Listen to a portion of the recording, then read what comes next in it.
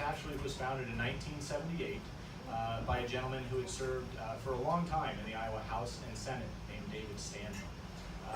One thing Dave said after he retired from the legislature was that it was easier for politicians to yield to the noisy special interest groups when the taxpayer keeps quietly paying the bill. So that's still really our mission at ITR today, is to give the taxpayer voice at the Capitol, to remind those legislators and future legislators that they're elected to represent the families and businesses back home, not necessarily those special interests who are in front of them at the Capitol. But tonight is not about ITR. It's about a primary election that you have coming up in 1 week. Elections have consequences, and they have consequences because these politicians we elect will try to spend your tax dollars that they take from you. And while some of that is needed, some of it probably is not. But it's really important right now because our opponents are not happy after the past couple legislative sessions. They're already trying to work to undo some of the good work that was done. They will try to stop or even reverse some of the legislation that was passed. So the good news is the best taxpayer protection is winning elections. So get out and vote next week and vote again in November and send a good candidate to Des Moines to represent you here.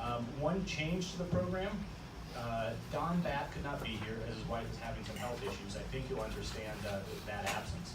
He submitted a note, and I'll read the note. We'll also try to pass it around. He also submitted his views, just sort of some general overview on some of the topics we're going to be covering. But his note said, "I want to thank the candidate forum staff and the audience in allowing me to miss tonight's forum. My wife is having health problems, and we've been in Iowa City and at Ames Bliss Cancer Center last Wednesday and Friday. Today she's having tests to determine the results of her CT scan for Friday. Another biopsy has been scheduled. Thanks for your concern and her well-being. Again, I'm sorry I cannot be with you all tonight." So that's Don's absence. We do appreciate him thinking about us and sending this over so you can get some sense of where he is. But you essentially have 3 candidates who are interviewing for the job of representing this district in Des Moines next year. And frankly, we have 3 candidates because Representative Chip Baltimore is not going back to Des Moines after serving 4 terms. We always appreciated the good work that Chip did, particularly in the Ways and Means Committee in the House. This is a forum, it's not a debate. The candidates are speaking directly to you, their future bosses. They're not here to speak to us. We're only here to facilitate a discussion, so you all can learn where they stand on issues. Here's a few ground rules. The candidates will have a chance briefly to introduce themselves for the start of the event and also provide a brief closing statement after the last question's been asked. They weren't provided any question in advance, but we did send them the topics that we plan to discuss. Some audience members submitted questions ahead of time. I don't think anybody else did this evening, but if you've got one that you really want to ask, maybe you can link up with one of these folks afterwards. For the most part, our questions are going to focus on fiscal issues, regulation, and the role of government. Also, we're going to limit response time to 1.5 minutes per question. We may ask some follow-up questions, but that will be at our discretion. We're not going to do any formal rebuttals. We are going to rotate who gets the first question, who gets the second question on each topic. So with that, let's begin. Good evening, everyone. First, just a basic introduction. We'll start with Victoria Sinclair. Tell us who you are and why you are running for House District 47. Okay, my name is Victoria Sinclair. I'm running for House District 47. First of all, I want to thank ITR for hosting this. It's very, very kind of you, and it allows our potential constituents to be able to see the options that are out there. Secondly, I'm running for State House because I think that what's happening at the Capitol is important. I think that we've made really good progress, and I want to make sure that the progress that we have made remains in place and isn't dismantled. For some of you who may not have noticed, my husband Evan and I are expecting our first child in July, and I think that what's happening at the Capitol is really, really important to Iowa families everywhere. And I think it's incredibly, incredibly important that all families have that opportunity to succeed. This is the land of opportunity, and I don't think there's any better state in the country than Iowa to try to raise a family. So I'm just hoping that we can keep it that way. Thank you, Phil Thompson. Well, good evening, everybody. Thank you for being here. I'm Phil Thompson. I was born and raised in Jefferson, just up the road. joined the Army right after graduating from Jefferson Scranton High School. Spent 8 years in the military, became an airborne ranger, went to Iraq, and came back home and joined the Iowa National Guard. And for the last 2 years, I've been working in the Iowa House alongside Representative Don Pettengill, and who's also on the Ways and Means Committee. I've gotten familiar with public policy, but my original interest in public policy came in 2011 when my mother, Carol, passed away. The night she passed away, it took 45 minutes to get EMS services to her, and it was really an episode that opened my eyes to inequities of living in rural Iowa. So ultimately what I'm running for and running on is bringing services to rural Iowa, the services that we're already paying for, and making sure that we're getting a fair shake when we do distribute the resources that we're already paying for. All right, thank you. We're going to move to our policy questions now, and our first topic is tax reform, and this question is for Victoria Sinclair. The Iowa legislature just passed our state's first income and corporate tax reform package in 20 years. Talk about how this new tax code can benefit Iowa. So this new tax code actually lowers your state tax obligation, and it also lowers our corporate obligations. So not only is it reducing the tax burden for Iowans, which I believe that we have one of the largest personal income tax rates in the country, but also by lowering corporate tax rates, I think that we're making it a little bit more transparent for the business climate in the state. We've been using incentives to try to encourage businesses to come, but that wasn't overly clear, I guess, when you're looking at on paper where the benefits are and why would you start a business in a certain state over another state. So I think that what we've done here is going to hopefully help encourage more businesses to come to Iowa and do business in Iowa. It truly breaks my heart when you get companies that are looking to expand and they have sites in multiple states, and ultimately they don't choose Iowa because of our corporate tax rates. So I'm really hoping this is going to continue to drive investment in the state. Thank you.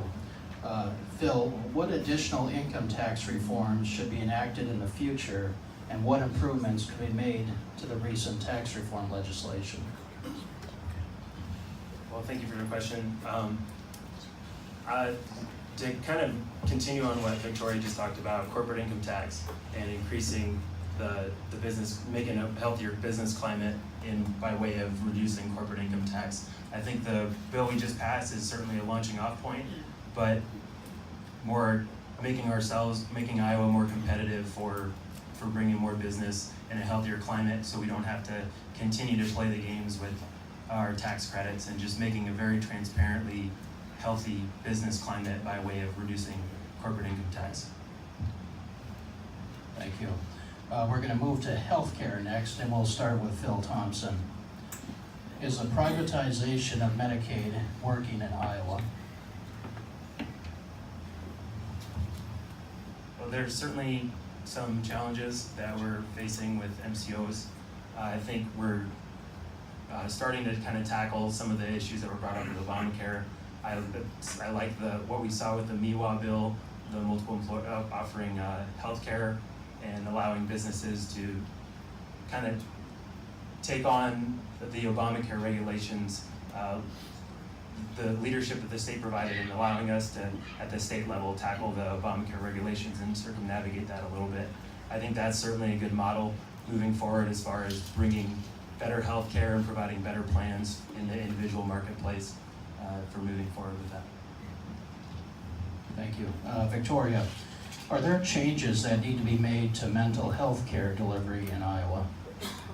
You know, I think that we've made surprisingly good progress with mental health care in Iowa. I know it doesn't seem like it right now, but I think that the county networks that have come together, I believe that that's a step in the right direction. Is it perfect? No. And I frequently hear from folks in rural Iowa specifically that, you know, it's difficult for these small towns to try to provide the services. They're not there. And so they have to drive folks quite a distance. And you end up with law enforcement, frankly, dealing with a lot of the mental health issues, and that's not necessarily their role. So I think we potentially have some room for improvement, but I do think that we're on the right track, and I think, well, I know that Story County just started their new bus thing where they have a mental crisis unit, and it's coming to Boone shortly. I couldn't give you the exact date off the top of my head, but again, these networks really are helping. It's just a matter of we need to tweak things, and there is room for improvement still as well. Thank you. We're going to move to education now, and we'll start with Phil Thompson. Education spending is the largest part of the state's budget. How can the legislature work to improve K-12 education in Iowa? How do you view the state's funding of education? Thank you. Well, this is largely part of why I'm running in the first place. I talked about going to bat for rural Iowa and making sure that we're getting a fair shake. And I watched Representative Baltimore do the same thing as I sat in Ways and Means committees, go to bat for our property taxpayers. Right now, brick and mortar costs the same thing in rural districts like Greene County and over here. It costs the same here as it does in Waukee, yet we continue to distribute our resources solely on a population base or a pupil level. It's not really fair for districts like ours. I think fixing the algorithm to make sure that we are getting a fair amount of the way we already do distribute the resources, making sure that that algorithm's tweaked better to equip our rural districts better so we can provide the services with the same funding already. So without increasing taxes, but making the algorithm work better for us, since we don't have the insane amount of commerce that Waukee and Dallas County has to supplement all of that. Thank you. And for Victoria Sinclair, do you believe that Iowa does enough to support parental choice in education in the form of homeschooling or private school options? Do you think additional school choice policies are needed, such as education savings accounts? So, to answer the first part of your question, no. I don't think that we do enough for our homeschooling families or for our folks looking at private home or private education options. It's a tough balance, I guess, to navigate, because folks want to try to hold folks accountable, and you hear the horror stories like what we saw come on DHS with those two girls.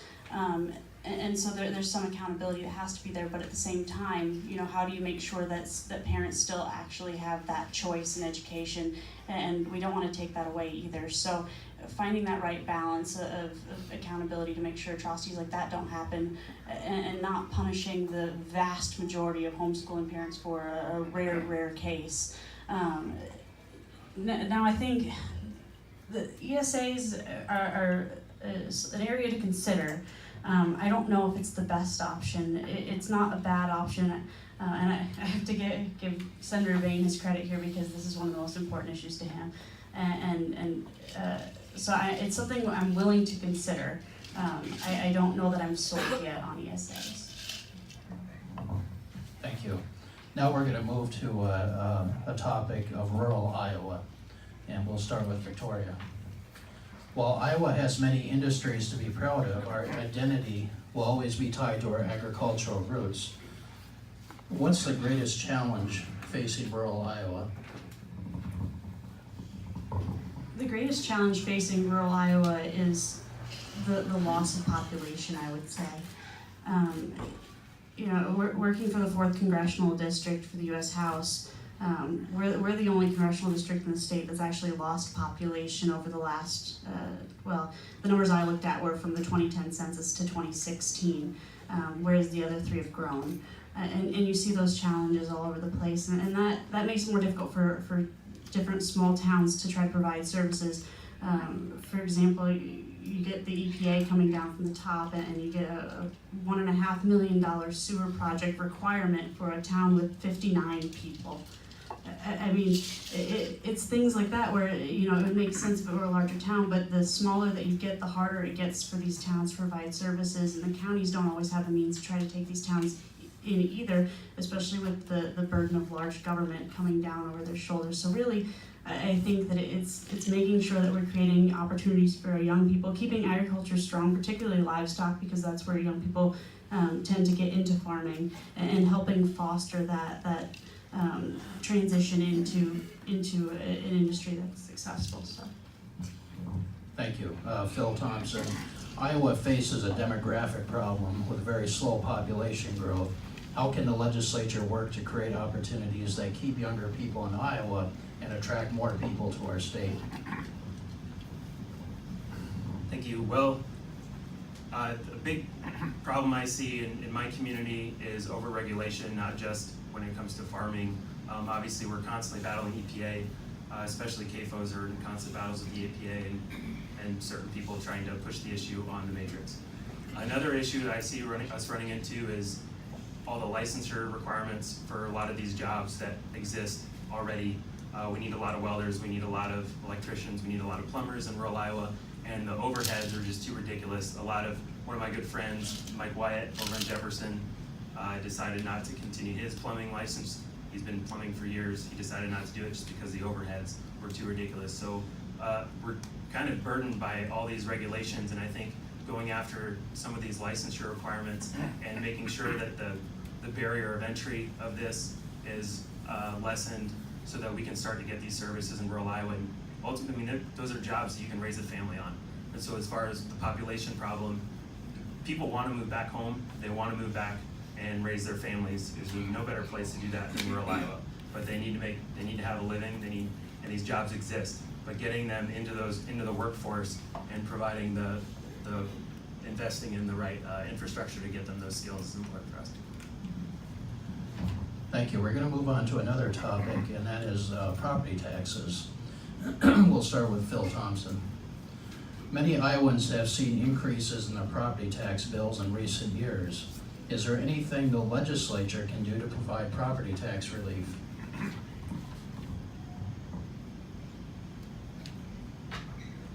First and foremost, just by deregulating a lot of things and increasing our GDP, having enough, making the income that way so we can at least distribute funds. The save penny, the way we fix the save penny to backfill areas that are more burdened by property taxes, and essentially supplementing our property tax inequity with some sales tax. I think we'll see how effective that is. And also just capping what we can increase property taxes as. Thank you. And Victoria Sinclair, the state spends about $152 million backfilling local governments after the 2013 commercial and industrial property tax reform. Should the backfill continue? No, I think the backfill actually needs to be phased out. I don't think that was a step in the right direction. But we've made a commitment to these counties and local municipalities that we would backfill, and they've planned their budget. So it needs to be something that we slowly get out of. That's a plan to exit, and not an overnight, one session fix all kind of a thing. We have to transition out of it so that the folks can adequately prepare, so we aren't putting counties in a position where they can't pay their bills because they've already balanced their budgets. Thank you. Our next topic is water quality, and we'll start with Victoria Sinclair. Governor Reynolds signed into law water quality legislation that commits long-term dedicated funding, about $282 million over 12 years, to conservation water quality improvements. How would you characterize Iowa's water quality needs and this new legislation? Well, so today was actually the 5th anniversary of the nutrient reduction strategy being put into effect in the state. So it was really, really exciting, I guess, to see that we're headed that way. I think that what we've done is important, and I think that it matters, and I think it is heading in the right direction. Agriculture is huge to our economy, and if we aren't taking care of our land, it's not going to be there for future generations to use. So we need to make sure that we're investing in our land, but with such a large proportion of our state receipts coming in being of the agricultural designation, we need to make sure that we're helping support farmers and not put them out of business by overburdening them. And so I think that what Governor Reynolds has done here is frankly exactly what needed to happen, and I think that we truly are in the right direction here. Thank you. And Phil Thompson, should future legislatures consider taking additional steps to address water quality by implementing the 3/8 of a cent sales tax increase to fund the Natural Resources and Recreational Trust Fund? Well, on the issue of water quality, we all do have a vested interest in it. Farmers obviously want to take care of their land as well, and are starting to do things like implementing cover crops and taking that mantle up on their own without any kind of forced regulation. So I think water quality needs to be continued as a farmer-led initiative. They have a very vested interest in that as well. As far as the 3/8 sales tax, I believe that a sales tax is the fairest tax, although any tax increase that we'd ever consider needs to be tied to tax relief in some form, even if it's sales tax. I just want to ask a follow-up for both of you. There was discussion about raising the sales tax for additional money for both water quality and mental health care. Would you support that? We'll start with Victoria. I'd be willing for that to be something that would go to a ballot measure and let the people decide on that one. Personally, I don't think it's necessarily a bad thing, but I want that to be a decision that the folks who are going to be paying the taxes are making, not a decision that I would necessarily be making for them, because yes, it would be a good thing overall. What that money could be used for would be nice, but it needs to be something that the voters have a direct say before we specifically raise that cent, not just create a fund, which is what that original vote was on. Thank you. Phil? So I talked a little bit earlier about the burdens of regulations, and I think that also has a huge impact on healthcare as far as mental health stuff too. Access is important, and I think before we start taking up the measures of increasing the taxes to fund this stuff, I think we need to dial back a lot of the regulations on these providers and see that basically deciding who can provide this kind of care and making sure that that access of care is available in rural Iowa. So things like telemedicine and also who's actually providing the mental health treatment in the first place are things that we can do to reduce the costs before we start talking about raising taxes. I think we do need to address the cost of this issue first. Thank you. The next question, a policy question, will center on employee benefits, and we'll start with Phil. IPERS. IPERS is the largest public pension plan for government employees in Iowa. Do you think IPERS should be reformed, replaced, or left alone? Well, we've got lots of our public employees that have been invested in IPERS for a long time. Some are at 10 years or so. And I think changing up the process on them is wrong. I think that going into this, they had a certain expectation of what their means were. As far as long term, I certainly think that doing a fixed or paying into more of a 401k type plan would be a better fix as far as moving forward to address the issue of our unfunded liabilities. But as far as the people that are already invested in it, I think they should be grandfathered into a program if we were to reform it. Thank you. And Victoria, what do you think about the recently passed legislation that allows giving small employers the ability to band together to create affordable health care options, and it also allows the Farm Bureau to build a self-funded health benefit arrangement? I think it's great.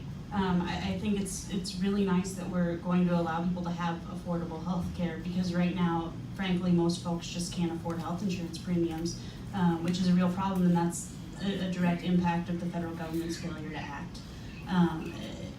Namely a few senators, actually, and they weren't Iowa senators either.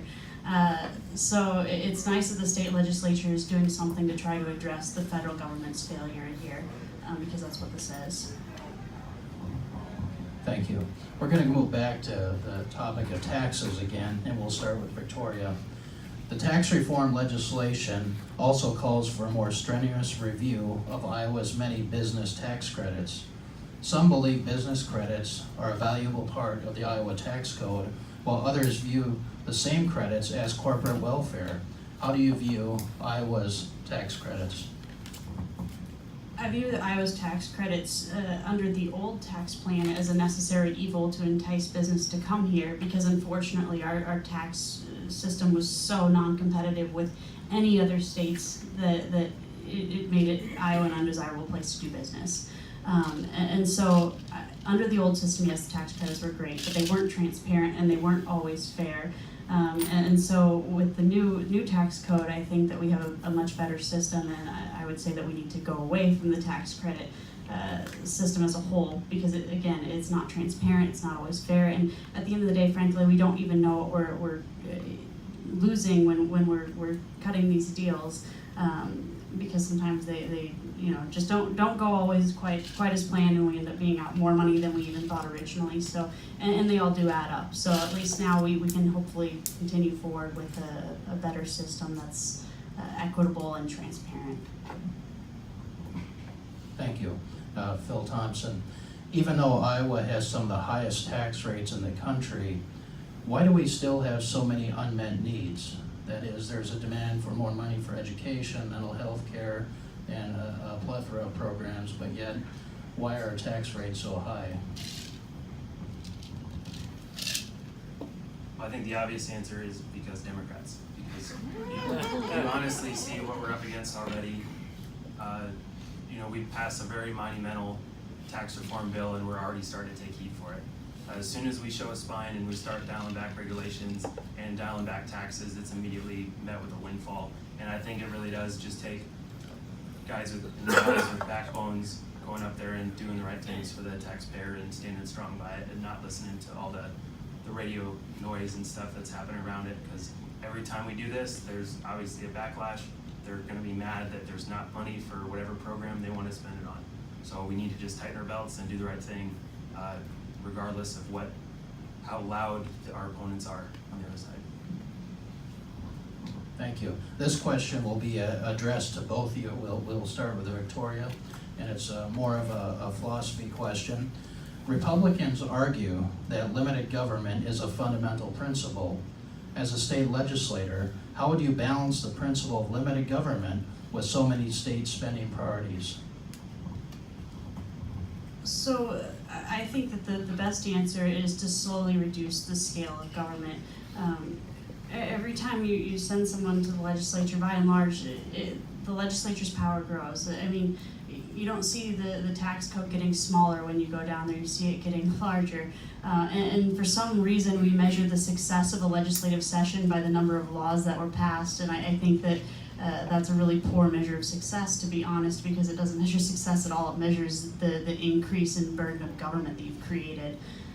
So I think taking a real hard look at what we've done over the years and trying to eliminate some of the laws that we put on the books, and frankly some of the programs. We need to take a hard look and see what's happening with these programs, particularly welfare programs. Right now, the way that we have it set up, we've trapped people into a system where they can't work their way out. I have a friend personally who's she can't overcome that pay gap that she loses her services in, and her services decrease more rapidly than her wealth or her earnings can increase, and so she can't get out of this cycle of poverty. So we need to help people out of poverty and move forward from there. Thank you. Phil Thompson, do you want me to repeat the question? Yeah. Republicans argue that limited government is a fundamental principle. As a state legislator, how would you balance the principle of limited government with so many state spending priorities? So I hit on it a little bit earlier, and I'm going to continue to beat this, that deregulating a lot of these, the things that we are throwing money at, and there are priorities, but healthcare and our school funding, deregulating healthcare and all these different licensures will make sure that we're not just throwing money at these programs. if I could just ask a follow-up question to both of you on this. Any ideas of where we could cut spending in the state budget? We'll start with Victoria. Well, I think the first place to look, honestly, would be the administration itself. It'd be since about 2000, maybe longer than that, though. The only area of government that's kept up with the K-12 funding increases has been the funding of our own state government. So those administrative costs. So I think the first place to look, and the obvious place to look there, would be the state government, and seeing if we can reduce the scope of some of these areas, because frankly we're employing far too many people for a state of our size.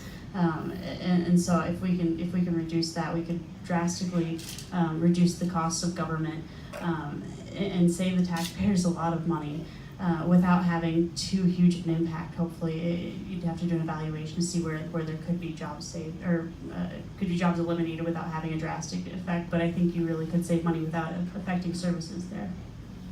Thank you. Phil Thompson, areas that we might be able to cut in terms of state government spending? Sure. So we have a ridiculous number of boards and commissions already, and to just kind of continue to hit on that, we've got things like hair braiding that require a license, and a lot of things that are regulated by the state. So just getting our hands out of things that we already shouldn't have our hands in is going to save us money. And so starting to tackle the licensure issues and dialing back on the number of boards and commissions that we're continuing to throw the kind of programs that we're investing a lot of money in when we have much higher needs and higher priorities. So deregulating and dialing back our licensure boards would be a big deal. Thank you. Along the spending lines, and we'll start with Victoria, would you support a state constitutional amendment that would strengthen Iowa's 99% spending limitation that is already in play in Iowa code? Of course, just to make a preference, the legislature can only spend up to 99% of the budget. Some have argued that this should be reduced. Yeah, I would certainly support a constitutional amendment to reduce that number and put it into, codify it in our Constitution. So, and actually I would go further than the 99%, and I would say that, we should look at 98.5% or even 98%, because we've only been spending up to that 99% threshold, and we're still having issues estimating our revenue, and the receipts come in and it's not exactly what we'd anticipated. So I think that we do strongly need to consider doing something like that, and not only that, but take it further and reduce that percentage down a little bit further. Phil Thompson, 99% spending limit. Yes, a lot of the problems we're having as far as our battle with the political war on the ground is the fact that the Revenue Estimating Committee has kind of let us down the last couple times, and so we have overspent. Even though we're within what we're constitutionally bound to, we overspent. So reducing that and making sure that we are tightening our belts on the front end would be a very, very, very good policy. So yes, absolutely. And Phil, we'll start with you on this one. This question is for both of you as well.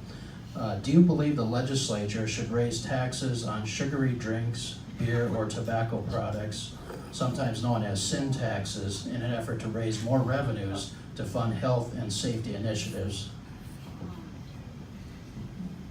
Absolutely not. No. I don't see that. I don't think any kind of sales tax increase, especially on usage like that, is justified.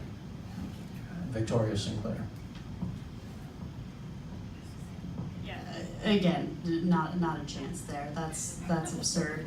And frankly, it actually hurts our most vulnerable populations more so than any other population. Your poorer individuals tend to be the ones who might be partaking in these poorer health choices. And I say live and let live, but those extra taxes just disproportionately affect our folks. Thank you. We'll start with Victoria. Health and Human Services is the second largest appropriation and the fastest growing part of our state budget. Many factors impact healthcare delivery. What can the legislature do to improve overall healthcare quality and affordability to all Iowans?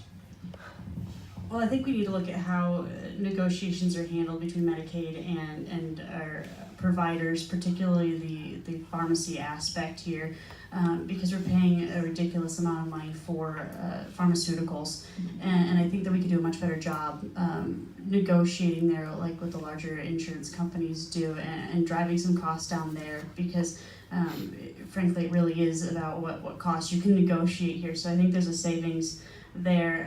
I think that we also need to look at how we're handling our populations and potentially dividing up our populations and putting folks that aren't going to be able to get better in a different category, and having different folks manage it, because we're wasting dollars trying to help these folks improve. That you can't fix Down syndrome or autism, but you can improve diabetes or help folks who are overweight. So we have two different categories of folks that we're trying to manage exactly the same. And so I think if you divide those up, you can put more time and effort into trying to help people get better who can, and then manage the other group of folks differently. Phil Thompson. So again, I hit on this earlier, but access, rural Iowa, it's all about access. Doing things like deregulating or bringing back the who can provide the services. So increasing the scope of our physician assistants and optometrists are ways that we can make that access a lot more available to rural Iowa. And as we do that, then essentially driving down costs. So basically just not stacking the deck for bigger hospitals that can provide these services, and making policies that limit your options to just the big hospitals, but increasing the scope for these providers so that we can get better access in our rural communities. Thank you. We're going to move to our closing question now. We're going to give you some time. It's an eternity in the television world, but we're going to give you 3 minutes. You are vying to work for these voters in Des Moines. What will your main priority be as a member of the Iowa House of Representatives? Can you give us one priority issue? And what is one issue you'll never compromise on? And we'll start with Phil Thompson. Well, any decision I make up there, I promise you that it will be in the interest of putting more food on our plates and making rural Iowa a better place to raise families. So I want to be able to, I want families to be welcome to come home and have good jobs and have a community that corporations and other small businesses are comfortable investing in. So making sure that we have a good climate for growth ultimately comes from, we're independent people, it ultimately comes from less government, it comes from less regulation, and a lower threshold of, a lower barrier of entry to get, because like I said earlier, our families want to move home. We just need to make sure that we have a healthy climate for them to do so in. And as far as issues that I won't compromise on at all, I'm a strong advocate of life. I believe in personhood from conception to natural death. It's not something I will ever compromise on. You can count on me always voting for every pro-life bill that will come across my desk until we save every unborn child. And Second Amendment rights are huge to me as well. I worked for the NRA for a while, and I think that's really, really important for rural Iowa. Our gun rights are ultimately what keep us safe here.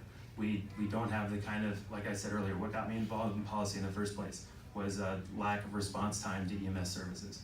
That's something that we're hurting on in rural Iowa, and restricting the gun rights of our law-abiding citizens is the first way to make them more vulnerable. So I won't compromise on our gun rights, and I certainly won't compromise on the rights of life. Thank you. Victoria Sinclair. Looking ahead at June 5th, I really hope that you'll take me into consideration for House District 47 as your representative. It's truly an honor to live in this community and be part of this community, and I really enjoy getting to know folks over the years and being involved, and I really think we have a lot of opportunity here, and there's opportunity to succeed. I've been coming here since I was a little kid. I grew up at the racetrack, and so when I was looking for a place to live several years ago and a place to buy my first home and put down my roots to raise a family of my own, there just didn't seem to be any place that felt more right than Boone, frankly. And so it really is an honor to be among you. In terms of priorities, I think welfare reform is honestly one of my biggest priorities. It really does trouble me that we've trapped people into a cycle of poverty. It's not fair to them, and it's not fair to the taxpayers who are footing the bill, because we have created a safety net that's turned into a trap, not a hand up, if you will. So we really do need to do a serious evaluation. I know that the federal government's looking at doing that too, and I think that needs to be done kind of in partnership with the federal government, because a lot of these programs work together. And in terms of issues that I won't compromise on, I think you've got two very similar candidates in terms of our core values. Life and guns are incredibly important. I think that Cuba will tell you what happens when they take your guns away, and it's not pretty. And in terms of life, again, yeah, I'll echo what Phil says. Any piece of pro-life legislation that would come across my desk would be stamped with a yes there. There's not an issue that's probably more important to me or near and dear to my heart. You swear an oath to uphold protect the citizens of Iowa, I guess, and I think these are by far our most vulnerable citizens, and the fact that so many legislators don't seem to think so is troubling. But I'll do everything that I can to protect every life. So thank you to you two for those good responses. You also have Don's comments there in front of you. I just want to remind you again that our democracy requires participation, so we appreciate you participating tonight, but probably more importantly, participate next week, participate in November. If you have questions for us as Iowans for Tax Relief, come talk to one of the four of us as we tear things down. If you have questions for the candidates, maybe you can grab them before they head out of there. I didn't check to see if they are going to be in a hurry or not, so putting it by, I apologize. But other than that, just thank you for coming out and being part of what makes Iowa great. Thanks, guys.